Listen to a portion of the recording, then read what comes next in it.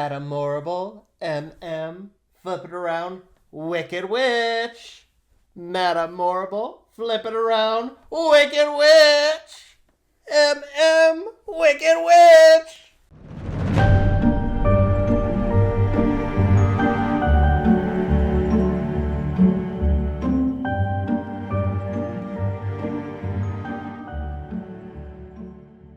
Anyway, It's timely. it is very timely. And welcome back to another episode of Crypts and Corks. I'm your host, DJ, and I was once shunted to the side in a threesome with Ariana Grande and Cynthia Erivo because they were holding space for one another. Along with my co-host. The space they were holding. Paul, as usual. That's right. I showed up for a threesome, and it was a foursome. That's just my luck. The two lesbians and the two gay. Well, they're not even lesbians. Well, the one is.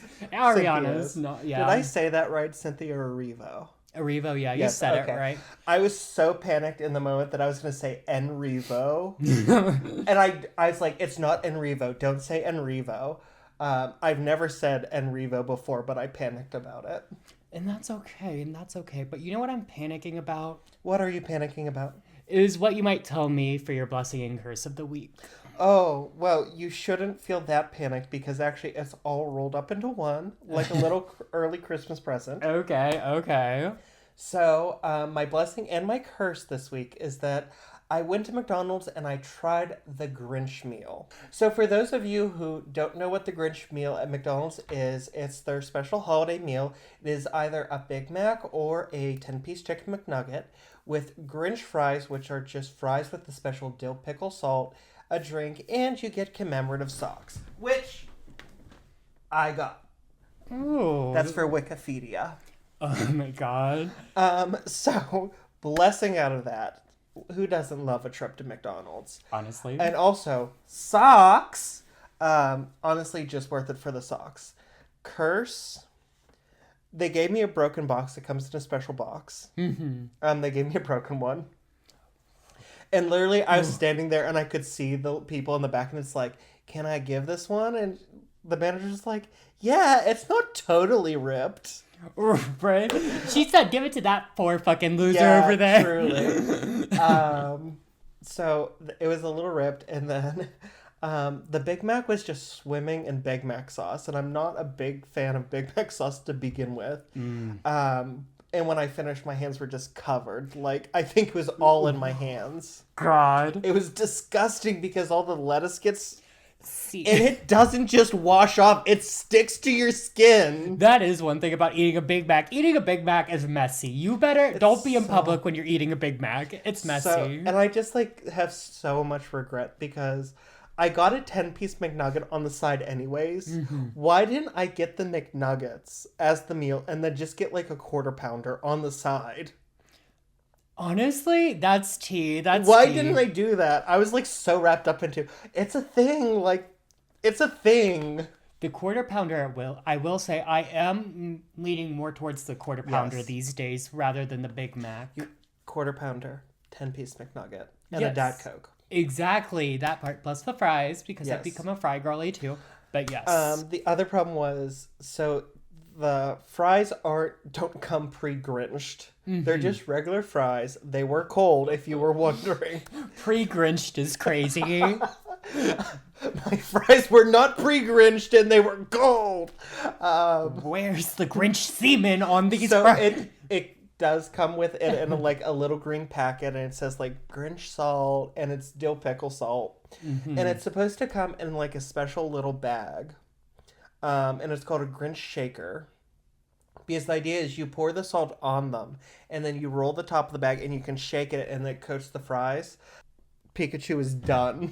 He's out. She's out, girl. He was done.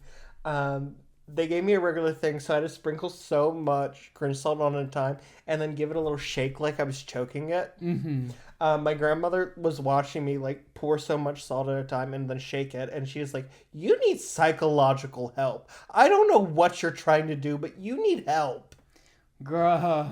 And in that moment, I agreed with her. You should have told her you were just doing hand job practices. Just like, Do you give hand jobs like this rather than this? Depends on the day of the week. Choking the chicken? Yes. We stay choking the chicken. Monte Cristo.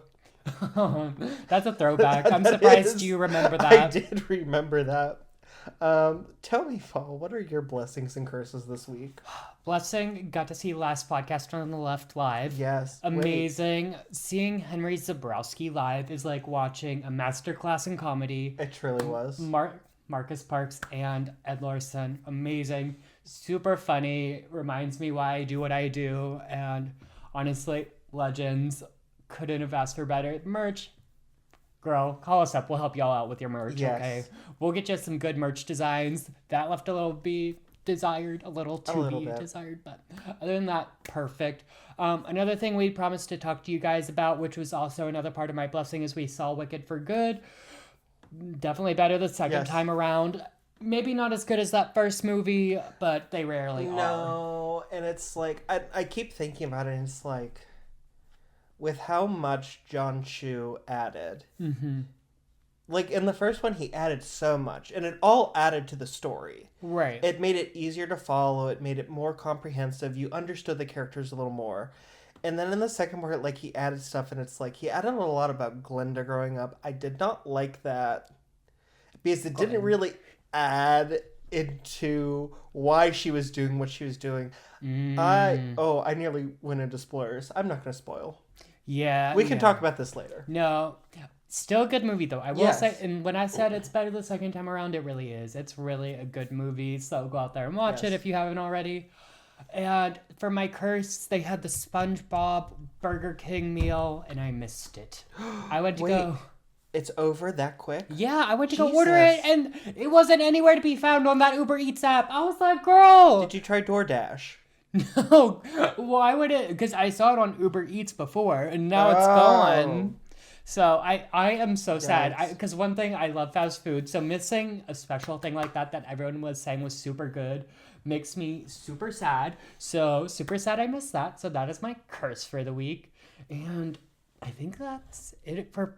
Are we ready for pop culture? I have a special message for Jonathan Bailey and Jonathan Bailey only.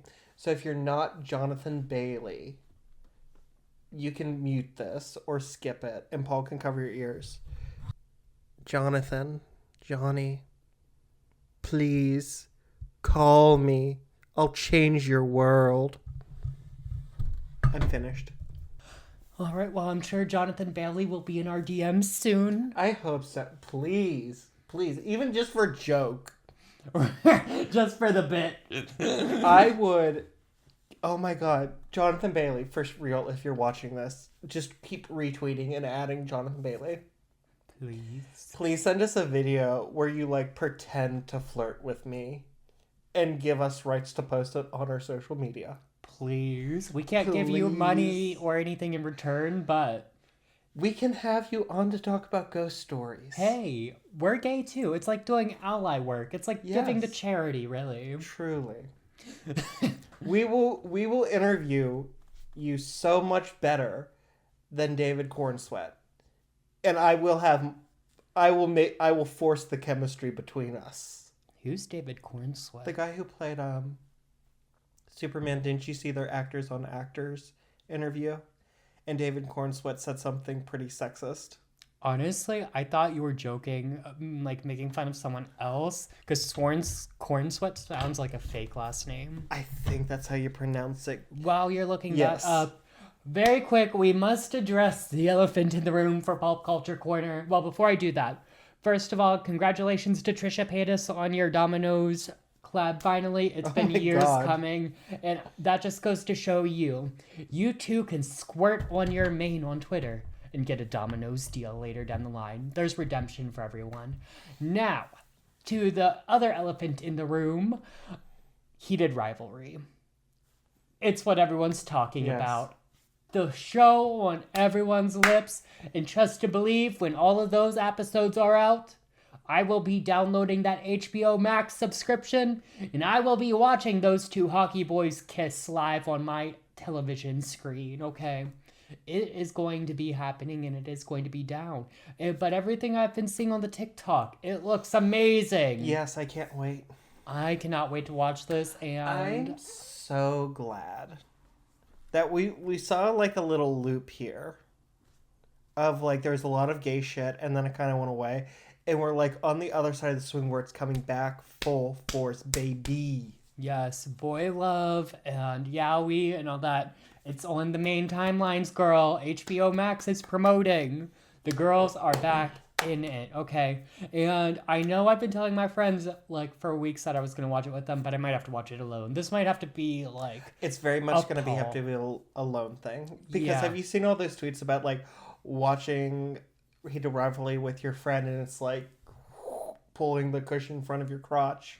Yeah. I'm gonna have to watch it alone in my little cavern, in my little cave. Yes. Because I cannot... And also, I heard, like, there's some very emotional scenes, and I don't want to cry in front of anyone, so I can't be doing all that anymore. So we will not be doing that, and I'm very excited to watch it, and I'm loving all the fan edits. Heated Rivalries, taking over TikTok, and I'm living for it, honestly. Amen. And do you have anything to add to Pop Culture Corner before we move on? Yes, I was right. It is David Corn Sweat. That's a crazy last name. That's what happens when you have movie studios that don't make you change your name anymore. Okay. Got a point there. Anyways, would you like to drink? Yes, what are we drinking, DJ? We're drinking Briny Mary's from the Pittsburgh Pickle Company. It is a Bloody Mary mix. I've dreaded this day. And it is a double platinum winner of the Drunken Tomato Award. The Drunken Tomato Awards is an international Bloody Mary competition that rewards the hard work and passion of industry manufacturers who produce superior products. By utilizing a blind taste testing environment, industry influencers from across the nation are able to provide unbiased feedback that assists consumers in discovering reliable quality mixes. Period. It is local, so that's why I chose that one. It does not come pre-boozed, so Tito's. Yeah, the classic go-to. Now, I hate Bloody Marys, so we're going to see how this goes. Yes, we shall. Oh, God, I'm cringing already. Girl, this is about to be a fucking mess. I'm not ready for this. The fact you can smell it from there is awful. It smells like the Chef Boyardee. Oh God, it does a little bit. This is gonna make me gag. In the worst fucking way. Girl, whoever came up with this drink should be in prison. Do you think that's enough? Girl. I put a lot of vodka in there. Do you think that's enough Bloody Mary to vodka? Yeah. We're just gonna roll with it. And I can't believe I have to smell this the whole episode. This is so awful. So we're wanna give it a stir.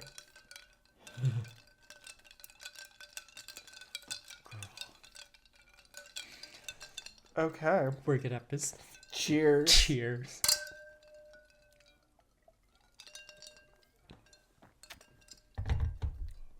Oh. That's not... Okay, I like a Bloody Mary. And I like one without horseradish. So I don't mind that. That is one of the worst things we have ever tried on this podcast for me. That is disgusting. Do you want to go get a Diet Coke? That is ungodly. And I was raised better than that. Do you want to go get a Diet Coke? My mother raised me better than this, okay? And if you wake up on a good old Sunday morning, you're about to praise the Lord, and you're thinking about a Bloody Mary against God, and you should reevaluate all your choices. You're putting celery in your fucking drink in the morning? Jump off a cliff, okay? Now I will say there are multiple ways to make a Bloody Mary. Tomato juice and vodka. You can spice it up with Tabasco, horseradish, pickle brine, olive brine. You can garnish with celery, with pickles, with bacon. There's some place they have like an insane Bloody Mary. They garnish it with a whole piece of grilled cheese on top. Mm-hmm. Because it's like tomato soup. Okay, Do you want to go get a Diet Coke? I'm for real. I might eat the grilled cheese, but I'm gonna get something better than a Diet Coke. Just hold on. Okay. I have got the most godly beverage of them all. One of my new very favorite beverages. We've had it on Uncorked or somewhere before, but I've got the Devil's Spiked Lemonade. Please sponsor us, Devil's Spiked. My favorite beverage. It's so good. It's got a hot devil guy on there who I would have definitely dated in high school and now even. Perfect alcoholic beverage, okay? Especially if you're like edgy alternative. This will get you where you need to be. Not that bullshit, whatever that was. We're being a little unconstitutional on Crypts and Corks today by bringing our own beverage. It's fine. Sometimes we do BYOB nights. Yeah. Episodes. Woo! Oh, 0 grapes. Okay, give it 4. It's not a bad Bloody Mary. But the Devil's Spiked gets 5 grapes. Okay. I was going to try and see if I can find the company name on the can, but I have no clue, and I'm sorry you didn't like that. It's fine. We can't enjoy everything. But yeah, Bloody Marys are very diverse drinks, and I was hoping, because you like pickles, don't you? I do like pickles. That you might like this one. That's not pickly, though. That's like Tabasco spaghetti sauce that's spicy in liquid form. It's like you're drinking spicy spaghetti. And that doesn't sit right with my soul as an Italian. The way that this has more spice. Actually, I don't know if I can claim myself as Italian because I'm like a tiny, tiny bit Italian, so I might have to take that back. So sorry if I'm not Italian enough to call myself Italian. I apologize. It's about time you realize that, Paul. Okay, Paul, let me tell you a story. Let's get into it. You go into the bathroom with only a candle and lock the door. You're nervous, but you won't be the butt of your friend's jokes. Besides, it's only a game. You take a deep breath and begin the chant. You stop and listen and watch your reflection. What was that? You turn and look, but see nothing. When you turn back to the mirror, you see her staring at you. Before you can do anything, she opens her mouth and starts her infernal chant. I'll dance, dance, dance with my hands, hands, hands above my head, head, head, like Jesus said. I'm gonna dance, dance, dance with my hands, hands, hands above my head, hands together, forgive him before he's dead, because I won't cry you. I won't crucify the things you do. I won't cry for you. See, when you're gone, I'll still be Bloody Mary. I forgot the tune by the end of it. Yes, that's right. This week we're discussing Bloody Mary. Period. And honestly, I had hoped you would reference that Lady Gaga song for your intro, and I am so glad that you referenced that song. I had to, and I knew from the moment I pulled out the Bloody Mary, it was pretty obvious, and so I was like, how can I still have that shock factor? Yes, it was good. I loved that intro. Thank you. And before everyone knows who Bloody Mary is, we've all heard the tale. We've all gone into the room as a kid and gone in the mirror I've and never said done it. Bloody Mary. Oh, I've done it before. As you said, everyone knows the ritual of summoning Bloody Mary. Let me amend myself. Everyone knows a ritual to summon Bloody Mary. Yes. Because while it is largely similar across generations and cultures, there is no one set formula to summon her. Huh. The basics are, you must be in a dark room with a mirror. Mm-hmm. Usually a bathroom, does not have to be. You must say Bloody Mary repeatedly. Sometimes 3 times, sometimes 5, sometimes 13, sometimes as many as 100, or sometimes until she shows up. And sometimes you will add a phrase in the mix such as Hail Mary or I killed / I took your baby. Oh, I've heard the baby one, yes. And also, I put this Bloody Mary game in the same category as light as a feather, stiff as a board, as there being like so many different ways to do it. There's like different chants. Some say you have to light candles, like Yeah. vary that. And it's also a game you play at a childhood sleepover. Yes. And I've done both. And we'll come back Neither to worked. okay. And we'll definitely come back to the slumber party aspect. Mm-hmm. And sometimes you add a little something to the ritual. You can hold a candle. You can spin around in between saying Bloody Mary. Sometimes you finish the ritual by flushing the toilet. Personally, I think any ritual done in the bathroom should end with flushing the toilet. Yeah. Yeah. Or anytime you hear DJ speak, really. Thank you. Anytime. Now, Bloody Mary herself takes on many different forms, all of them covered in blood. She may appear as an old hag, a young woman, a demon, a witch, or a ghost. Ooh. Oh. Usually, she just shows up in the reflection standing behind you in the mirror, but sometimes she will attack you, or she'll scream, or she'll set your hair on fire. That would be really bad for you. Yeah, because I only got a little bit left. I know. Or she'll pull you to the mirror, or sometimes she will haunt you to the end of your days. Ooh, Mary. You want to haunt my little puss? I mean, that's best case scenario for you because that's the only way you're ever going to get a life partner. Bitch. You came for me, I swung back. You did. That was a good one. Thank you. Now, you're probably wondering, who inspired this legend? It is so concrete that millions of young teenagers do it. So there must be one person who inspired it all. There has to be. Wrong. But there are a few suspects. Ooh, okay. I'm trying to act surprised, but I've researched this before. Ah, shit! Okay, well, hopefully I'll tell you something you don't know. There's been a couple times when I've started researching Bloody Mary for an episode for research, but then I stopped like halfway through because I was like, ooh, girl, no. This one was a hard one because it is so diverse. Mm-hmm. But anyways, so our first and the most commonly attributed culprit is Queen Mary I of England. She was the only surviving child of King Henry VIII and his first wife, Queen Catherine of Aragon, who was, for those of you in America, she was famously the daughter of the ones who hired Christopher Columbus. Yeah. I'll pretend like I know who those people are. Those ones. It sounds like you don't know. One of them was named Isabella. Girl, you don't even know. And you were And looking... the other one was Ferdinand. Ferdinand and Isabella. It was Ferdinand and Isabella. That was like the Queen of England? No, they were the King and Queen of Spain. Oh, wait.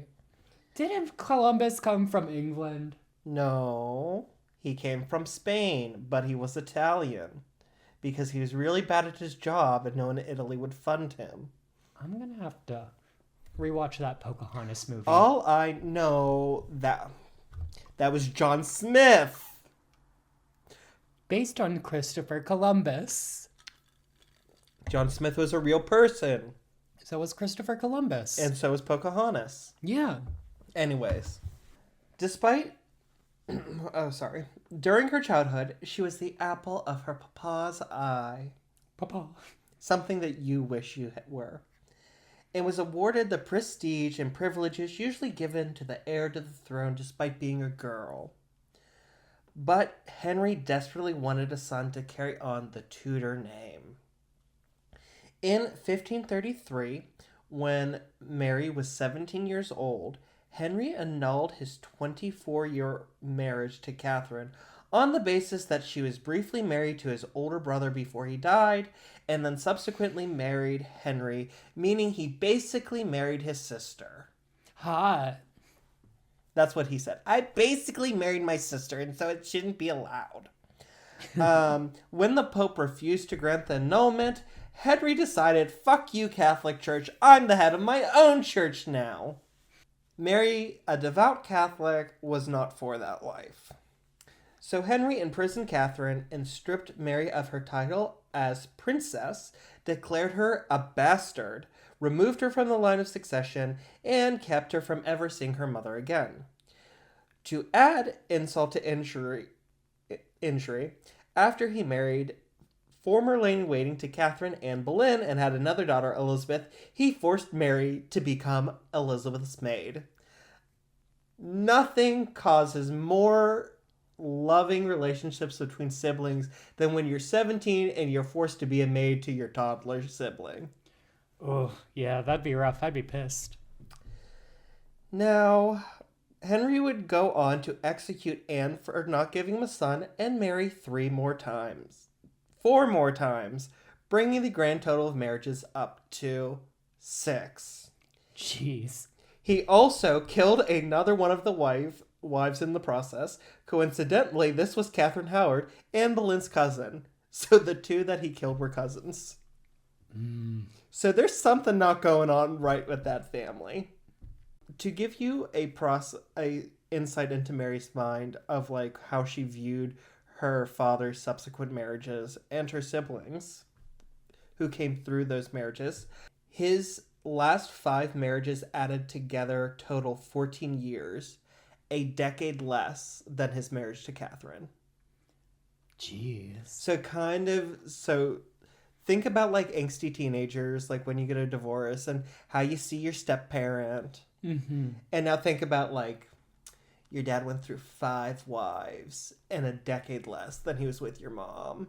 I could just see like Mary, meet your new stepmommy. It's very nice to meet you. My mom was the love of his life. See, I would comment, but I think we both, like, low-key kind of lived through that. Yeah. Shortly before his death, Henry did restore Mary and Elizabeth, who also got shafted, to the line of succession, but refused to restore their titles as princesses. Asshole. Yeah, truly. Her life under the reign of her brother Edward VI was no more pleasant because even though she was welcomed at the palace, she was often scolded by her brother, a devout Protestant, for her refusal to convert and her dedication to Catholicism. One Christmas, the 13-year-old King Edward berated his sister in front of all of the guests for so long for refusing to convert, to the point where the 34-year-old Mary fled from the room in tears. That's a lot. She's a whole ass adult, like getting ridiculed by a 13-year-old. That's crazy. She should have just beat his ass. She should have just started swinging on that motherfucker. She could, and he could literally have her beheaded, as her father did. Oh, okay, that's true. The Tudors, yeah. Yeah, we all saw that Showtime series with Henry Cavill. Henry Cavill was in it. Never seen it. Young Henry Cavill. That man ages like a fine, fine wine. I'm bringing back horny jail. You're horny jail. You're done. No more men the rest of the episode. Fine. In 1553, Edward VI died of a lung infection at the ripe old age of 15. Damn. Rough. Just before his death, he disinherited both of his sisters and instead named his cousin Lady Jane Grey as his heir. Do you think they were kissing cousins and that's why he did it? So, Lady Jane Grey actually was the leading contender to be his wife, but... They were kissing cousins? Yes, but this is at a time when this was usual. I'm not making excuses. I'm just explaining. You said bring it back. DJ has a couple cousins he wants to marry. No. So the plan initially was for Edward VI to marry Lady Jane Grey, because the whole idea was to eliminate potential people to fight him for the throne while strengthening his own claim. But the problem was, because he was under the age of 18, he had a regent who helped him, who was an adult. And the adult said, you shouldn't marry Lady Jane Grey because she's next in the line of succession. She should marry my son. That way, if you die with having children, you know she's in good hands. Oh my god. But her and Edward VI were fairly good friends. Oh, okay. Well, then. So there's some debate over like why he did this. Mm-hmm.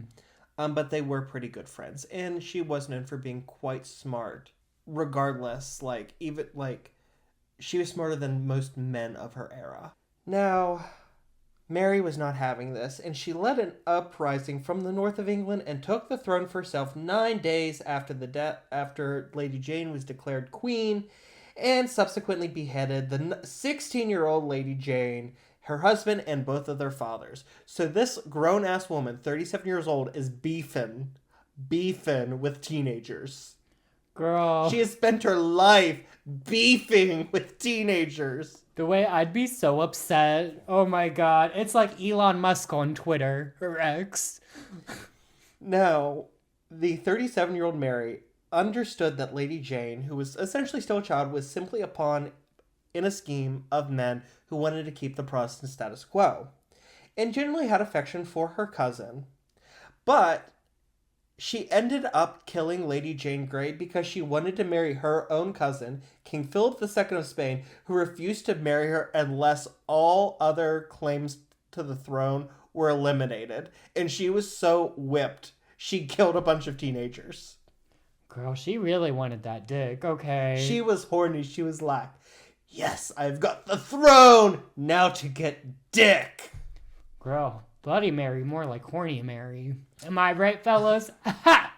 Now, she's got everything she's wanted in life. She's queen. She got the man of her dreams. You'd think that she would be happy.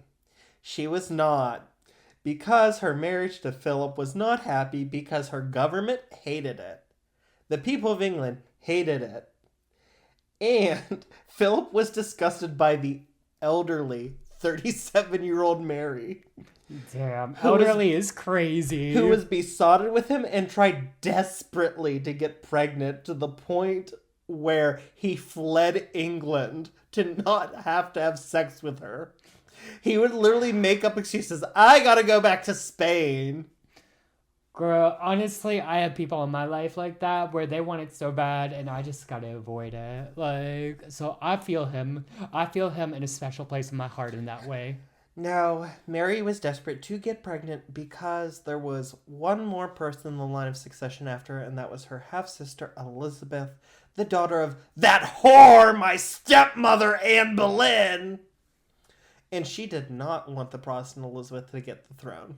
Now, she did not get pregnant, and she, being an intelligent woman, in the 1500s, she thought, this is retribution from God, because I have been too lenient on the Protestants. So, Protestant. She signed into law a bunch of rules making Catholicism the state religion and prosecuting Protestants. And when I say prosecuting Protestants, she held mass public burnings of those who refused to convert. Damn, that's crazy. To give you an idea of how desperate she was to get pregnant, in 5 years, she burnt at the stake 300 people. Her sister executed 300 people in 44 years. All because she couldn't get pregnant? Mm-hmm. Like, how does that relate again? Like, her not being pregnant with these executions? God was punishing her. So she has to punish other people? She's trying to restore the true religion to England's Catholicism. Oh, the one true religion. The one true religion. Not the stuffiest of them all. But the executions did not seem to please whatever God Mary was hoping would please, as she continued to not get pregnant. Would you not consider Catholicism the stuffiest of all the Christian branches? No, I would consider Orthodoxy. I don't know much about her. I'd have to look into that one. So let's take Catholicism as our starting point. Mm-hmm. Episcopalianism is like Catholic light. Mm-hmm. And then you get into the Protestantisms, which kind of go all over the spectrum. They're like the fun girls.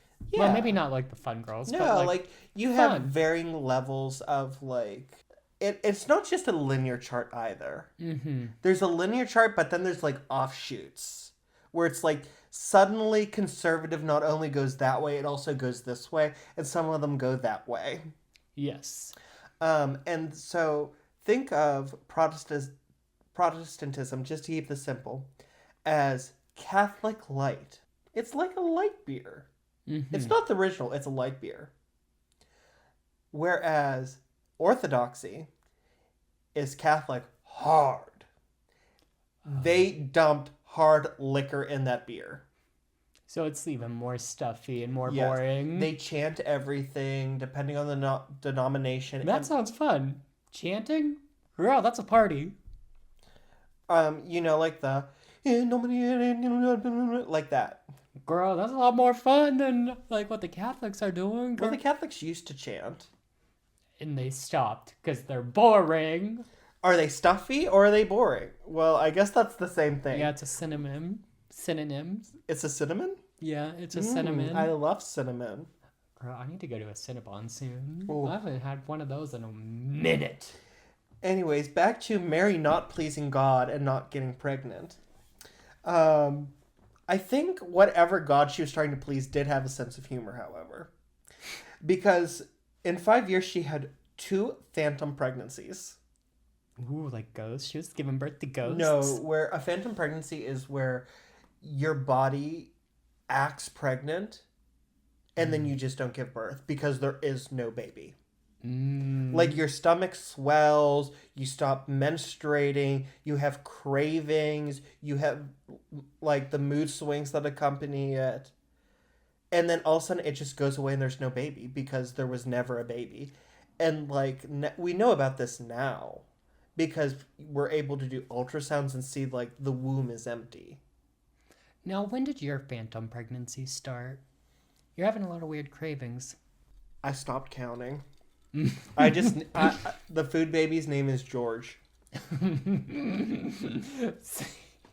Mood. And she died of cancer, probably of either the cervix, the uterus, or You said cancer? yes, Okay. uterine or cervical cancer. Because towards the end of her life, she again began to swell, and she thought it was another pregnancy, but her due date passed, and rather than subsiding, the swelling continued. Okay. Well, that sucks. So modern historians think that she did die of either uterine or cervical cancer. When she died, her husband was out of the country and wrote to his sister he felt, quote, reasonable regret at the death of his wife, and then wrote to his wife's sister, now Queen Elizabeth I, proposing marriage. Famously, Queen Elizabeth did not marry. Now, history does remember Mary I literally as Bloody Mary because of the high number of executions during her brief time in power. In her direct family's line, except for her father, she had the highest number of annual executions. Damn. And you know what? She was putting in work. That's a working girl. And you know what? We got to give her props. And the thing is, her father also reigned for like nearly 50 years. Hey, that's productivity. Yeah, he's just She cutting was through it. productive. She saw what she needed to get done, and she did it. And you can't blame a girl for just doing what she needed to do, Absolutely. getting shit done. She's a working girl. And the other thing is, her desperate want of a child makes sense of that line, I took or I killed your baby. Mm-hmm. No, Makes sense? no. Yeah, it does make sense. Are you ready for our second suspect? Yes. This is a mystery. This is Law & Order SVU. I'm Olivia Benson. Paul is the doctor who comes in once every 3 episodes. Period. At least I have a medical degree. So the second suspect is Countess Elizabeth Bathory. I'm going to be brief with her story because it could be as long as Queen Mary's. Mm-hmm. But it is entirely worthy of its own episode. So we're just going to do the summary and how it fits with the Bloody Mary legend. Okay. Bathory was a wealthy Hungarian noble whose wealth and lands were even more than that of the king of her country, who she regularly loaned large amounts of money to, as well as renting out her properties to him. Legend has it that the vain Bathory tortured and killed virgin girls for their blood in which she bathed to maintain her youth and beauty. Something Paul should probably try. That's metal as fuck. That's crazy. That's iconic. You've never heard the story? No. Oh, it's a good one. She began with peasant girls who were hired as servants in her castles, but then, whether she simply ran out of them because the peasants refused to send more, or because their peasant blood didn't have the same effect as that of noble girls, she switched to the daughters of rich gentlemen and nobles. Makes sense. I relate. This proved to be her downfall because do you know who's not gonna...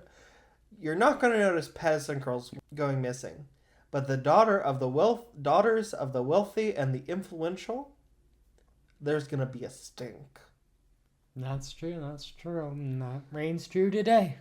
Her own cousin, Gregory Turzo, at the behest of Matthias, King of Hungary, and later Holy Roman Emperor, would lead the investigation and trial into her killings, which claimed her victims numbered to be as high as 650. Damn, she was really bathing in that blood, girl. This would make her the most prolific female serial killer in history. And you know what? Women in STEM. We love to see it. Again, She- productivity. She was put on trial and imprisoned in her own castle where she was bricked up into her bedroom with only a small opening for food to be passed through for the rest of her life, which was short. Girl, why not just execute her at that point? Just like start Well, her out. King Matthias, who owed her a vast amount of money and coveted her lands and castles to be turned into forts against invasion, wrote repeatedly to Thurzo, demanding her execution until he found out if she was executed, her estate would not pass to him. It would go to her children. He then told his children he intervened on her behalf to prevent her execution as a favor to them, and will you please wipe away my debts? Now, pretty shockingly for the mid-1500s, there were 300 recorded eyewitnesses at the court hearing. Some people say this was like proof that she did it. I think it's pretty wild that they were having like 300 peasants testify in court. That's a lot. In like the 1500s. That's a long ass trial. Ain't nobody got time for Right. that. Now, the stories of her murderers would make her the most prolific female serial killer in history and have earned her the nicknames of the Blood Countess and Countess Dracula. But her supposed bloodthirstiness does not account for her name not being Mary. Shit changes, you know? Shit changes. Hell, I call you Mary all the time. Right. It's like a game of telephone. Shit changes. Now, any thoughts on Elizabeth Bathory? I like that story. Her story sounds more interesting. Definitely would do more of a deep dive. Yes. The Bloody Countess. Whether you do it or I do it, it will be a deep dive later down the road. Yeah, honestly, the Bloody Countess, that's badass. Because it gets wilder. Oh, when you get into the details, it gets batshit crazy. And bathing, like actually bathing in the blood of... Girl. Right. Homegirl was wild in. I need to know more about her. Okay, are you ready for our third suspect? Sure. The third suspect is Mary Worth. Not to be confused with Miss Buttersworth, of course. Or to, what's the opposite of worth? Not to be confused with Mary Debt. You almost had her. Nearly. Now, Mary Worth was said to be a wise woman in colonial times. Do you remember what a wise woman is, Paul? A wise woman. A wise woman. Were they like the sidekicks and like the mediums and the spiritualists of the time? Kind of. They were, remember from Pendle Witches, these were people who practiced herbalism and made potions and did rituals to help their neighbors because there wasn't a pharmacy and doctors and therapists. Yeah. Today we just call them damn dirty hippies. Yes, exactly. So, she lived in a colonial village and she prepared potions and charms of herbs to give to her neighbors when they came, and that was her means of living.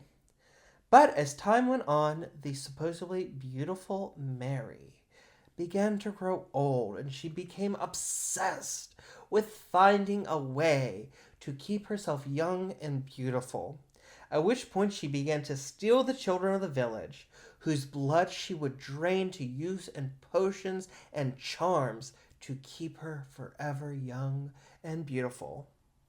I like that. I like that. Now, there's one thing that is going to cause more hay than the daughter of a wealthy man being taken, and that is the children of religious fanatics in pioneer country. Why? I don't know. There's something about the colonials and children going missing. I mean, they all had like 15 children. Only 3 of them made it to adulthood because it's like these ones all were born with whooping cough. These ones were born with dysentery. That one walked off a cliff. That one dad used as football practice, and we're left with these 3 ones, and that one I don't even like. Yeah, I guess when all your kids are dying, you're going to be more protective over the ones who survive. I know, but I just I don't know. There's just something. Think of Hocus Pocus. The way that little girl, Emily, went missing, and everyone was like, we gotta hang these women because they're wearing purple and green and red. Okay, so they were actually witches. So they actually sucked the life out of that little girl. You know they were only suspected because they wore color while everyone else was wearing black with their stupid pilgrim collars.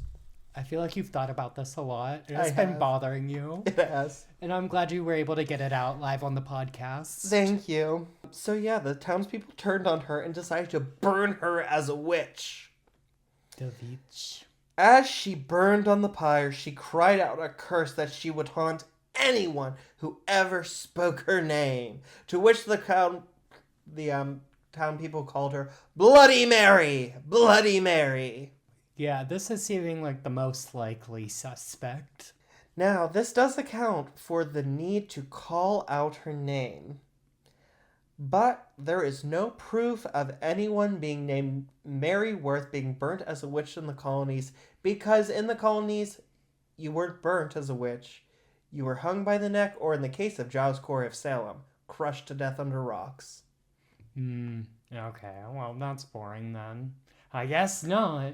The last suspect is that of some poor girl named Mary, who died a sudden, violent, tragic death. Which is kind of what I think of every time I see you when you say, okay, I'm ready to go out. Oh my gosh.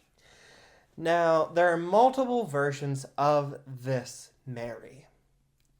I'm going to talk about the 2 most common. What? One is that Mary's driving down a dark, deserted road late at night, maybe during a storm, and she's rushing when she crashes the car and is killed violently and instantly. Okay. And when they finally find her body, from all the broken glass, she's covered in blood. The other most common story, trigger warning, if you are upset by mentions of murder, rape, and so we're gonna give the trigger warning now after the horrendous, super bloody ass shit we were talking before. Now y'all get the trigger warning. Yeah. So if any of that triggers you, skip ahead about a minute and a half. Right. The other tells of a young girl, also named Mary, who was kidnapped by someone she knew and trusted, and taken away and savagely raped before being murdered, and her body never being found, while her restless spirit now roams the earth looking for her attacker from anyone who calls her name.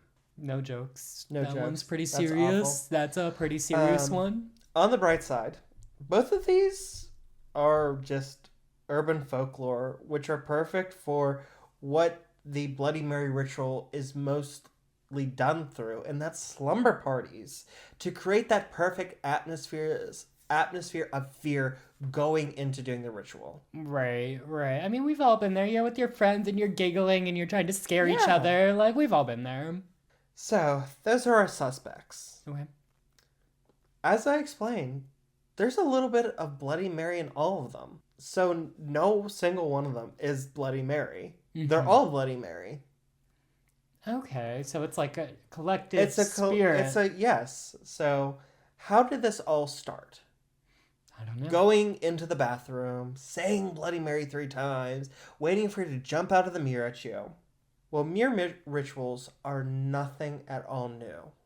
They're a form of scrying.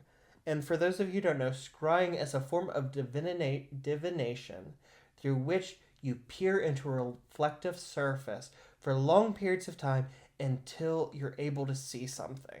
That's what they do with the mirror balls, girls. The crystal balls. The crystal balls, yes. But actually, crystal balls are fairly new when it comes to scrying. People have been scrying in mirrors since there have been mirrors. Right. And even before there are mirrors, like obsidian, if you like slice it the right way and like sand it down, you get that really smooth polish, almost mirror-like finish. People scried in that before they had mirrors. I've seen people do that on the YouTube and such before. Exactly. But there was one form of scrying that was really, really popular. And it was done by young girls in a ritual very similar to the Bloody Mary one. And what they would do is they would start in the living room and they would light a candle and they would walk upstairs backwards with the candle into a room with a mirror. Because this was before indoor plumbing, it's probably a bedroom. And when they got into the room, they would turn around and they would gaze into the mirror.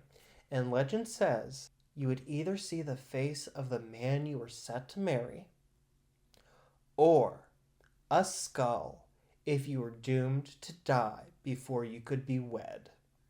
That's spooky. Right? I like that. That's spooky. That gave me chills a little bit. I like that. So, gradually, this ritual grew from one of hope, like, I'm going to do this and I'm going to see the face of my future husband, to fear, as I'm sure, like, stories start begin, like, oh, you know, Spinster O'Leary down the street, she did this and she saw a skull and she's still unwed and she's near 80. Yeah, and honestly, I wouldn't even say it's a thing of hope. I would say, like, the first one, the walking upstairs and seeing either the skull or the person you marry, I would say that's, like, pretty dark, too. Yeah. Because you could predict your own death, maybe, and that's pretty dark shit. So it became into this ritual of fear, especially as the church and religious groups tried to ban scrying as a form of devil worship and black magic. They just want to keep the girls down. But doesn't that sound a lot like Bloody Mary? Yes. That ritual. Yeah, for sure. It's definitely a lot You can closer, see how it evolved. Right. It's like a game of telephone, like I was Yes, saying earlier. absolutely. This is all a game of telephone. So, already we've been unable to pin down who Bloody Mary was. We've been unable to pin down how to correctly summon her. And we've been unable to pin down exactly when it changed from this, do I see my husband or do I see death, into there's a ghost in the mirror. So this sounds pretty fake, doesn't it? Yeah. But how do you account for the hundreds of thousands of people each year who swear they see Bloody Mary? Maybe there is just like a spirit out there who is like Mary and they just There could be. get summoned. There could be.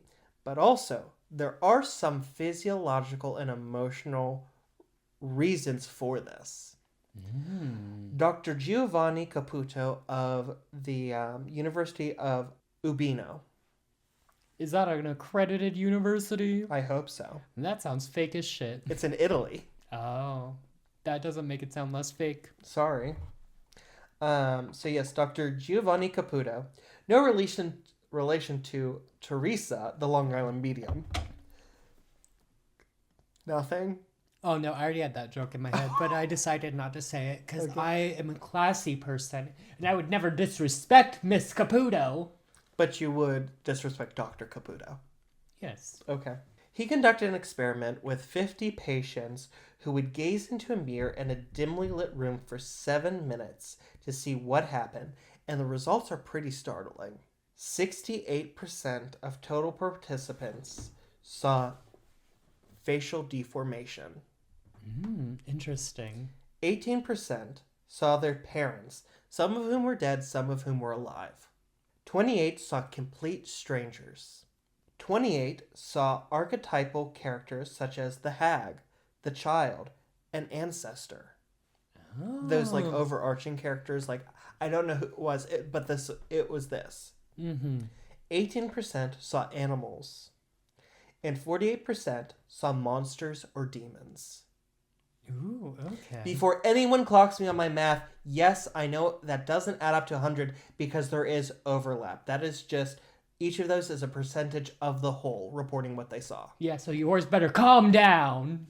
Caputo was able to find that in low light settings, our brains are unable to process the visual cues needed to see the face, because when we see things, we're not taking it all in at the moment. We notice certain things and our mind fills in the blanks. Our brain's able to fill in the blanks, which is why when you're walking out of the corner of your eye, you see something that looks like a person and then you look and it's actually just a coat.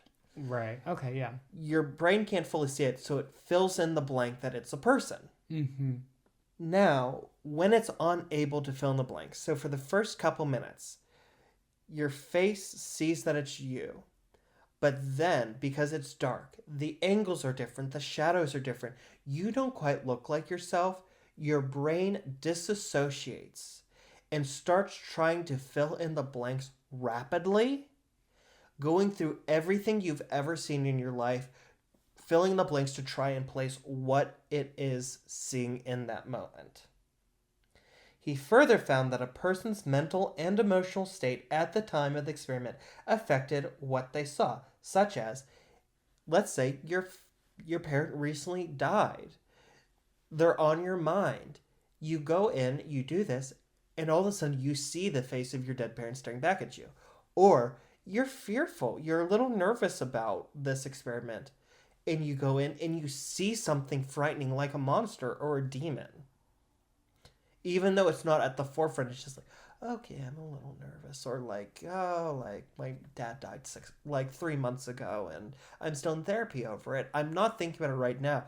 But because it's in your subconscious, it's brought through as your brain tries to process. Right. Makes sense. And furthermore, folklorist Alan Dundes interpreted the ritual instead as a rite of passage in the form of a game.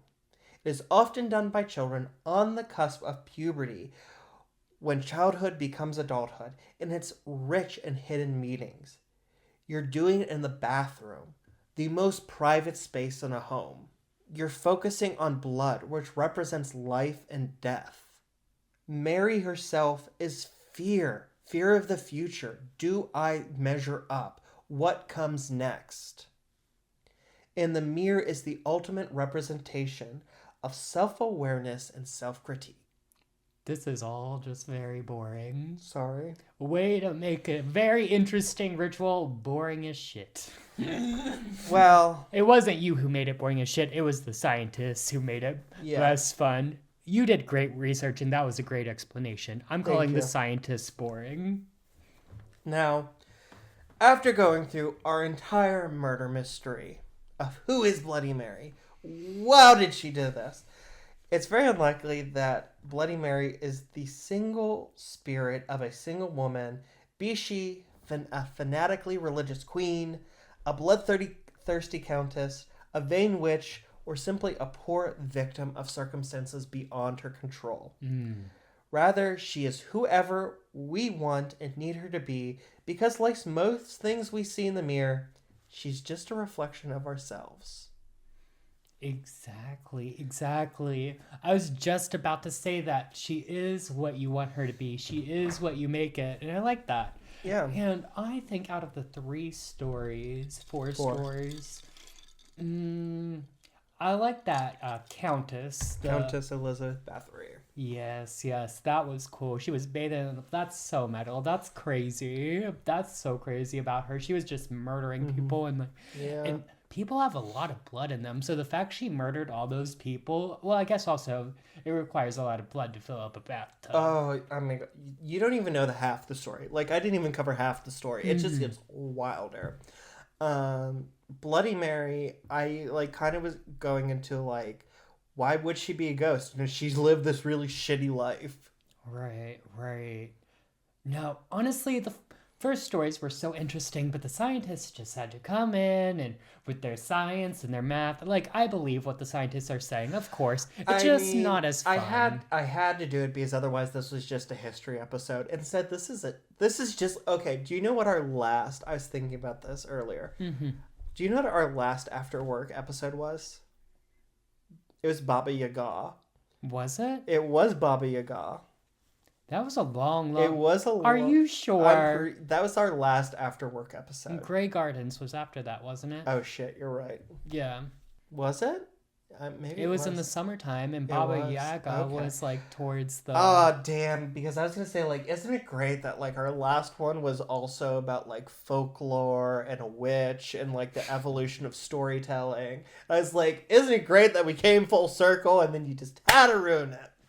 You're welcome. We can pretend like it was the last one, and I forgot about Grey Gardens because it was so fucking hot. I think I disassociated. That episode was hot as shit. Oh, and you wore that fucking fur coat. I was sweating so much, girl. That was not the tea, not the mbop. Any thoughts about Bloody Mary? I think it's fucking cool. This weekend, go play Bloody Mary with your friends. Go get a little candle. I'm gonna play it after this.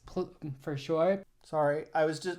My knees locked up because I was sitting on it. I'm not trying to play footsies. I'm just trying to unlock my knee. For those who didn't see it on the camera, DJ just touched my foot with his godless Grinch socks. They're what? Oh, who is that? Which one is that? That's Cindy Lou Who, Cindy you Lou illiterate Who. bitch. The only woman in The Grinch Who Matters is our gay icon, Martha May Whovier. Betty! Hi! I'm gonna jump off a bridge, Played guys. by gay icon Christine Baranski. And what do y'all know about Christine Baranski? I don't know shit about her, honestly. She was Tanya in Mamma Mia. The one with the bob. Girl. The horny one. I'd have to rewatch Mamma Mia. I don't remember. You don't watch Mamma Mia nearly enough. No. I remember the main girl and her daughter. This episode was filled with Anyway. Bloody Mary, Mamma Mia, here we go again. And yeah, play Bloody Mary this weekend. Summon your girl to your party. Go play Split as a Feather, Stiff as a Board. That one's a fun one too. I've never played that one either. That one, it's just fun to creep out your friends with. Is that all? Yeah, this was a good episode. I appreciated your research. You really went in places I didn't expect, and I appreciate that. Yeah, I mean, it was less spooky, more intellectual, but it was just, there's not much out there about the spook. Right, exactly. Get into it. You want to know your history? Unless you want me to cover the shitty made-for-TV movies. You have to know your past so you can make it through your present, or whatever they say, whatever that saying is. But let us know your thoughts. Please connect with us on all of our social media listed below. You can DM us your thoughts. There is also a button if you're listening to this on Spotify, Apple Podcast, or Google Podcast, where you can text us. We can't reply, but at least we can see them. Also, if you have your own Bloody Mary stories or stories about anything paranormal, supernatural, please email us at our email down below. Paul, where can they find you when you're at home? Well, if you rate us 5 stars, you can find me at my personal Instagram and TikTok at Paulember, Paulember. And as usual, it's not delivery, it's DiGiorno. And again, rate us 5 stars down below, please. Oh yes, please like, subscribe, and follow wherever you're listening. Not only does it feel really good for us, but it also helps build our community so that other people can join us. Yes. And if you'd like to find me, you can find me on TikTok and on Instagram at TheRealDeechPowers. And remember, everyone, keep your crypts tight. And your corks loose. Bye! Wicked Witch. Read between the lines.